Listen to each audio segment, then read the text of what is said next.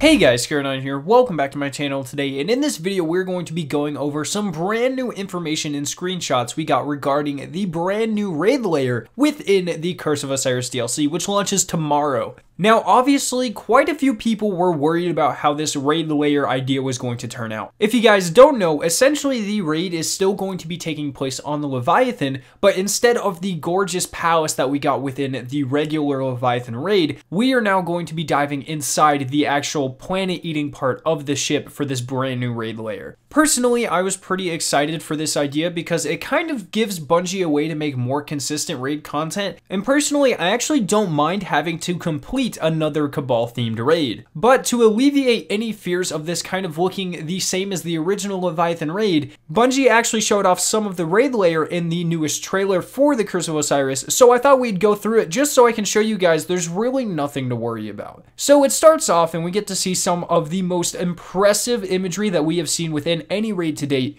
I actually mentioned this on the last word that I wanted this to be an encounter, that we have to jump across the opening of the Leviathan going from planet part to planet part. I thought that would be so cool, and based on this picture, it actually looks like something like that is going to be taking place. If you actually look on this piece of the planet, there are trees and there are also what appear to be launch pads. So this giant rock is actually a piece of Nessus that got sucked up into the Leviathan, and it looks like we are going to have to travel from piece to piece, maybe fighting bosses, or it might just be an extended jump puzzle, which I think would be really awesome as well. Now, the next image that we got from this raid layer actually looks like it occurs in some type of pipeline or engine room or something. You can actually see the flaming hot pipes around the walls, which is really interesting. I'm thinking that this is just going to be kind of part of the entrance for the raid layer. Maybe we go in that door, we go down, and this is the first thing that we see, or at least that's what I'm thinking. But other than that, we don't know much about this area. Then we get to see a brand new purple area, which has me extremely intrigued. If you look around, there's some type of dark liquid. Obviously, that will probably kill you if you step in it.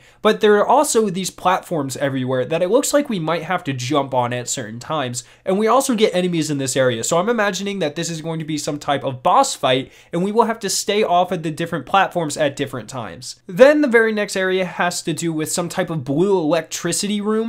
This is pretty cool as well. I imagine this will be another encounter. If you guys kind of notice, each separate encounter room seems to be a completely different color theme than the previous, and none of them look anywhere similar to the original Leviathan raid. This type of art style will help set every encounter apart by giving each one a very unique visual experience. Then the final room that we get is actually some type of green-gray launch pad room. You can see that the Guardians are currently flying towards this corridor. Now, I imagine this will probably be part of another jump puzzle. They did say that this raid was going to be a little bit shorter, so based on all of the information we have, I'm guessing that there's going to be 3 encounters in 1 jump puzzle. You know, something along the lines of the Vault of Glass. Maybe we will spawn in, we will run down the pathway with all the pipes, and then we will find ourselves in this green room, and then we will have to do some type of jump puzzle activity, make it over to the blue room where we do our first encounter, then we will continue on to wherever the purple room is, do that encounter, and then finally we will end up in the mouth of the Leviathan, where we might have to shut something off or defeat a specific boss that is floating in from Nessus or something like that. I think that would be really awesome. I actually think it would be really cool if we ended up in the mouth of the Leviathan and did have to defeat a giant Vex that was getting sucked in from Nessus.